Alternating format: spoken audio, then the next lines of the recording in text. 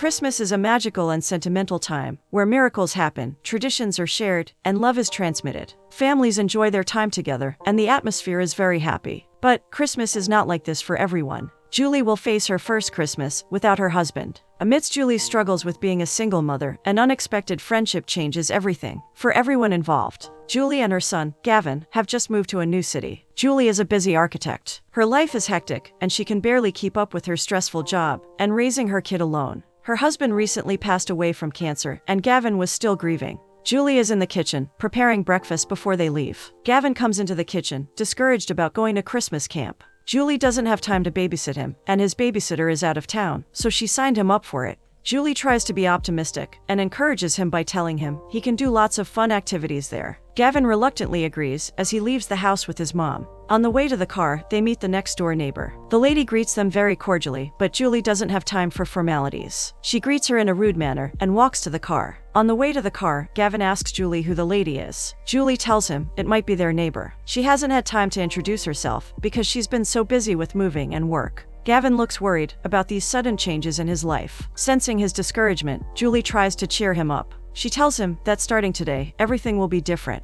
The holidays are around the corner, and they'll be too busy with their family traditions to be upset. This news does little to cheer Gavin up. Meanwhile, Julie and Gavin's sweet neighbor, Irene, is giving away some food in the town square. She hands out Christmas cakes and cards to celebrate the holidays. The residents appreciate her kindness and gratitude. Irene sees the mailman outside her house. She's excited to see that her grandson, Miles, has sent her a letter. Julie has just arrived at work after dropping Gavin off at Christmas camp. Her co-worker strikes up a conversation. Julie tells her she is devastated that her son is still grieving. Her concerned co-worker offers to help her. She can tell Julie is having a hard time, but Julie is reluctant to accept help from anyone. She tells her she needs to get the situation under control on her own. At Christmas camp, the children are playing games and participating in fun activities. Irene is there, singing Christmas carols. Gavin shyly stands outside the classroom door, watching the others sing. He enjoys the performance. The children stop singing and head to the craft room. Irene sees Gavin at the door and goes over to tell him he looks familiar. Gavin and Irene realize they are neighbors, and she performs a magic trick on him, which makes him laugh. Irene is clearly good with kids. Julie is walking through the city when she gets an unfortunate call. Her client tells her the contract for a remodeling project, which she was anxious to work on, has been called off. It will no longer go through due to a lack of budget. Julie is distraught. It seems like nothing is going her way these past few months. Julie finds herself in front of a quaint bar and decides to go in for a drink. There, she meets Peter, the bartender. Gavin establishes a friendship with Irene and tells her he is at the camp because his mother is very busy. Irene notices Gavin is a bit disheartened, so she gives him an idea. He should prepare a gift for his mom to make her happy. While at the restaurant, Peter and Julie are chatting amicably. The two seem to connect quickly, and she feels confident to be herself around him. Peter gives her a free piece of chocolate cake to cheer her up. Embarrassed, she asks him if he'll get in trouble for that. He tells her he owns the place. Julie seems to crack. Desperate to rant to someone, she begins telling Peter about her problems. Peter, who is very attentive and kind, is happy to listen to her. He asks her what she does for a living, and she tells him about her job. He tells her he has been thinking of remodeling the place. It has been in his family for over 75 years.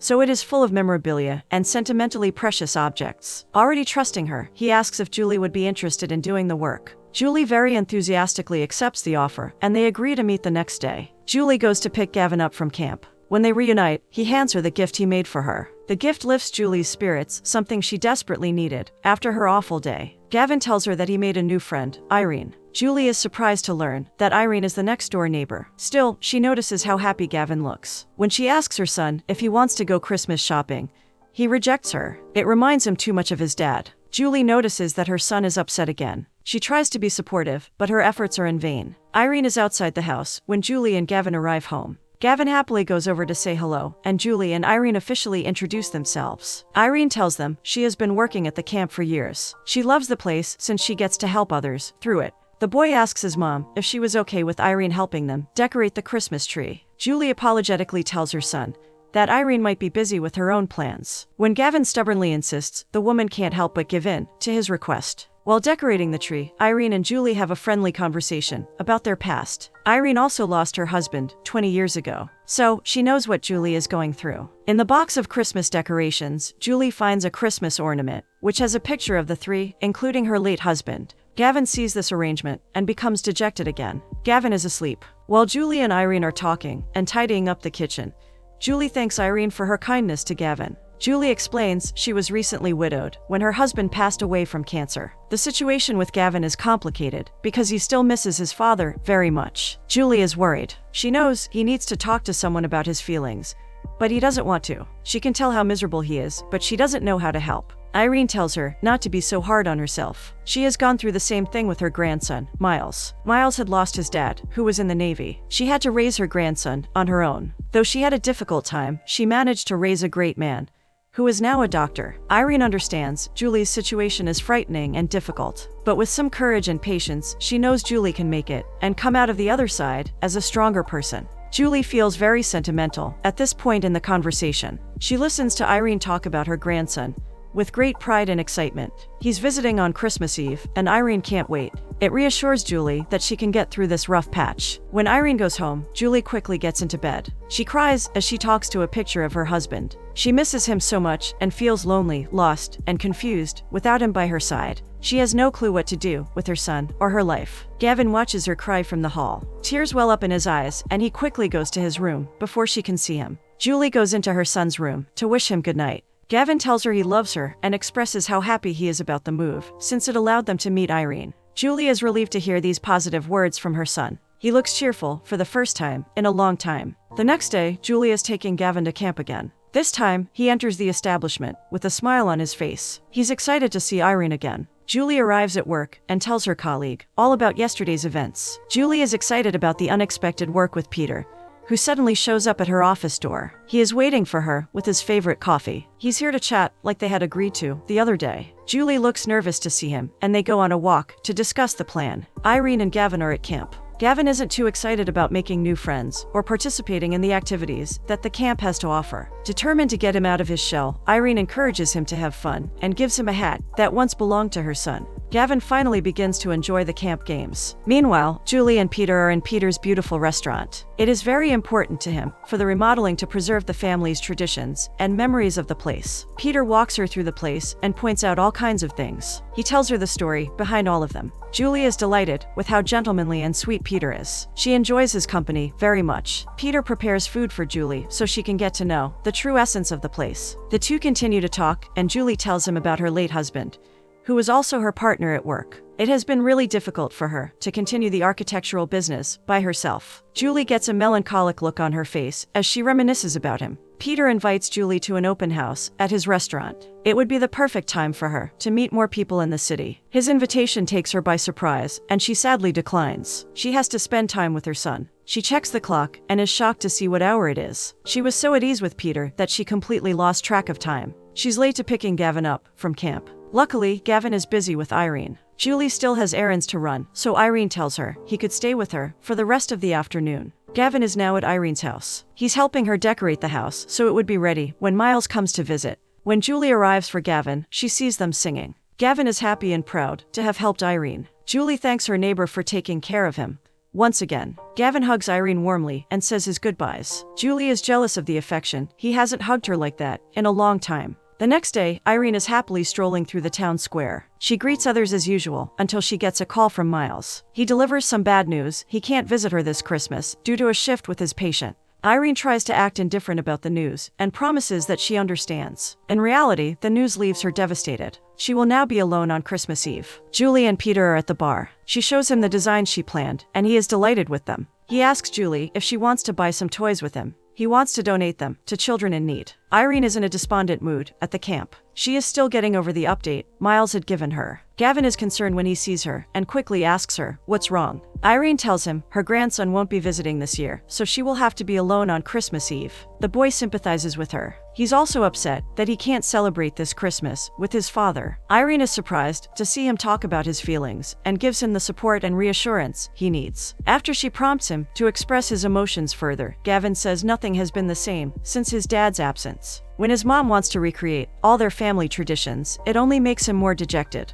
Irene asks him why he doesn't tell his mom about this. Gavin says he doesn't want to hurt her feelings. Still, he wants his mom to have a good Christmas. To Gavin's delight, Irene offers to help him pick out the perfect present for Julie. Julie and Peter are in the toy store, talking about Gavin and Irene's relationship. Julie comes clean with Peter. She confesses that it hurts to see her Christmas plans with her son get replaced, now that he wants to spend time with the neighbor. Peter encourages her to do something spontaneous with her son. He advises her to take advantage of any time she has with him. Julie picks Gavin up at the camp and meets Irene. Gavin is outside with his friend Ryan. As the two women begin to talk, Irene tells her about that morning. She explains how Gavin was sad, but shared his feelings with her and felt better. Julie is hurt and upset at finding out that her son is more comfortable talking to Irene than her. She makes it clear that she knows Irene has a big heart. But Gavin is still her son, and she should be the one to handle his emotional issues. He should talk to her about topics as sensitive as the passing of her husband. Distressed, Julie leaves to look for her son.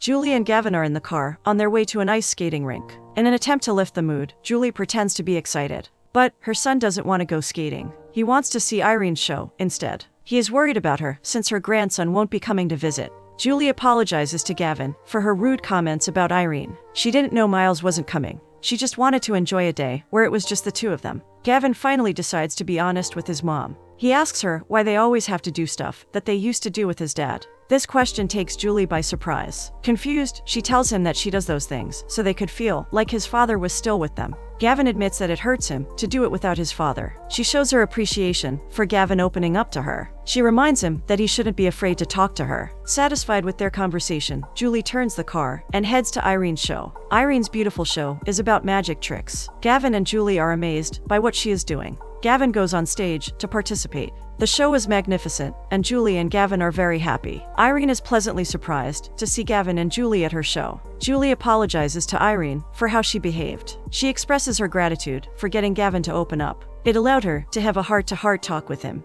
Julie also opens up about her feelings. She is lonely and doesn't know how to handle the situation on her own. Irene gives her some sage advice. Trust those around you who care about you. She tells her to accept help from others. It was necessary, Irene says, in order to raise Miles. Julie is relieved to have someone to share her feelings with and vent to. Gavin asks Irene if she wanted to go ice skating with him and his mom tomorrow. Irene has to turn them down. She was having an event to give away toys to unfortunate children. Intrigued, Julie and Gavin decide to go with Irene. At the event, Julie and Gavin are helping Irene wrap and deliver gifts. Peter arrives and meets Gavin. It turns out Irene and Peter had known each other for quite some time. Irene thinks Peter's restaurant sold the best chops and had the kindest owner in town. Peter is rushing to get things ready for his open house. He reminds Julie that her invite still stands. She declines it, saying she needs to be with her son. Peter says goodbye, and Julie stands there, looking at him. She wishes she could leave with him. Irene senses the chemistry between the two and encourages Julie to go. It's the perfect opportunity to meet new people. Julie is nervous and scared of venturing out into the world again.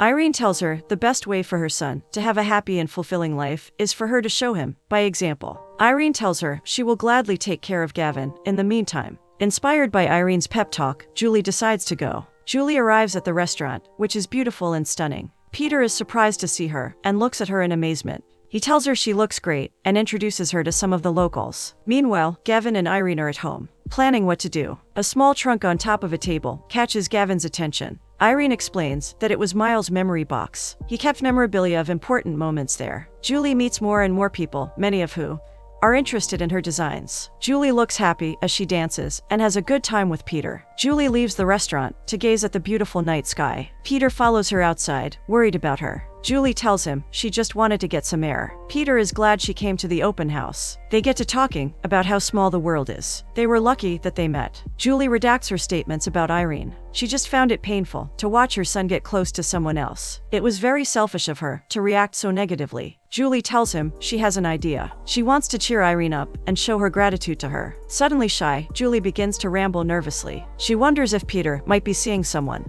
But Peter clearly likes her and is grateful to have met her. Julie says goodbye to Peter and thanks him for the amazing evening. When Julie arrives home, Gavin is asleep, while Irene is on the couch, watching a movie. Julie and Irene come out to talk on the front porch. Julie gushes about the amazing night she had. She admits that she likes Peter. She admires his charisma and gentleness, but still has doubts about starting a new relationship. Julie doesn't want to let go of her husband for fear of forgetting all their beautiful experiences together. On the way to work, Julie begins planning. She wants to bring Miles home to see Irene. When she arrives at work, she notices that her coworker has organized everything. She has taken care of the many delegations that were pending. Her coworker thought she was going to be upset, But Julie is actually surprised. She realizes that she needs to let go of the pain of losing her partner and accept her new life. This includes her great coworker who is willing to help her and start working together on their projects. Gavin is at the camp doing crafts. Irene approaches him with a small trunk of memories. She knows it would be the perfect gift for Julie. Gavin is thrilled with the idea. Meanwhile, Peter and Julie are walking around town, talking about their plans for Christmas Eve. They wonder how they can bring Miles to town.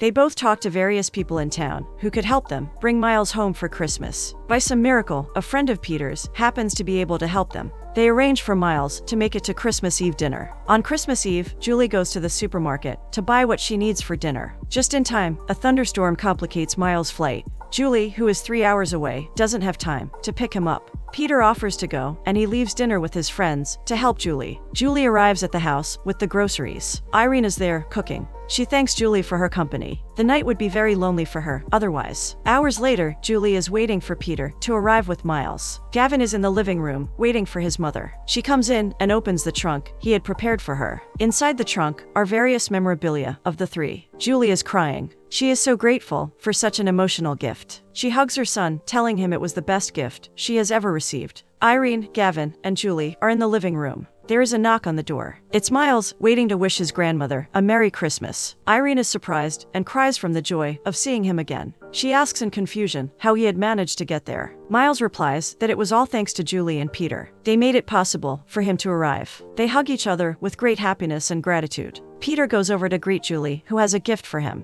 It was a watch like the one he had shown her when she was at the restaurant. He is surprised by such a beautiful and thoughtful gift. He thanks her, and she insists he joins them for dinner. He can't help but accept. They're finally all there, happy, healthy, and enjoying their time. Julie and Gavin start new traditions, friendships, and projects. They find happiness and overcome the grief of losing someone they loved so much. Julie finds someone to love and enjoys her wonderful new friendship with her neighbor, Irene.